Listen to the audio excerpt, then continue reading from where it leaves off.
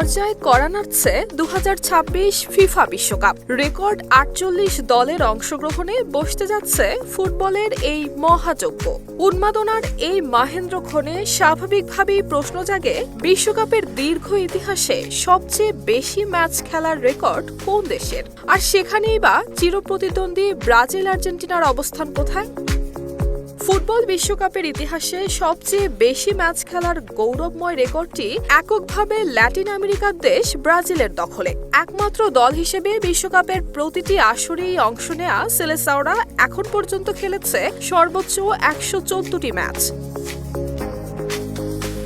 ব্রাজিলের পরেই দ্বিতীয় স্থানে রয়েছে ইউরোপের সবচেয়ে অভিজ্ঞ দেশ জার্মানি। বিশ্বকাপের সাম্প্রতিক পারফরমেন্স আশাব্যঞ্জক না হলেও ইতিহাস জুড়ে ধারাবাহিকভাবে থাকা জার্মানরা এ পর্যন্ত খেলেছে 112টি ম্যাচ।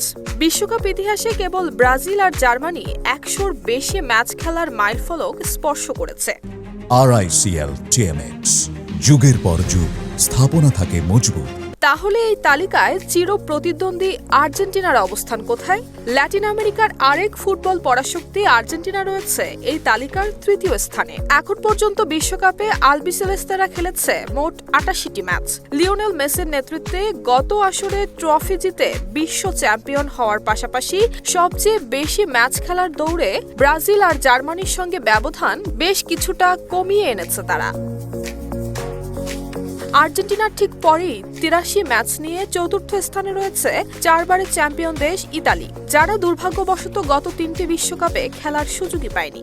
এছাড়া পঞ্চম স্থানে থাকা ইংল্যান্ড এ পর্যন্ত খেলেছে 74টি ম্যাচ এবং বর্তমান ফুটবলের অন্যতম পরাশক্তি ফ্রান্স 73টি ম্যাচ খেলে ষষ্ঠ অবস্থানে রয়েছে। 2018 এবং 2022 সালের বিশ্বকাপে টানা 2টি ফাইনাল খেলা ফ্রান্স বর্তমানে ফুটবল ইতিহাসের অন্যতম সফল সময় পার করছে। সবচেয়ে বেশি ম্যাচ খেলার তালিকায় উল্লেখযোগ্য অন্যান্য দেশগুলোর মধ্যে রয়েছে স্পেন, মেক্সিকো, উরুগুয়ে এবং নেদারল্যান্ডস। 48 দলের আগামী বিশ্বকাপে এই ম্যাচ সংখ্যা আর সমীকরণ কতটা বদলায় তা দেখা এখন সময়ের অপেক্ষা।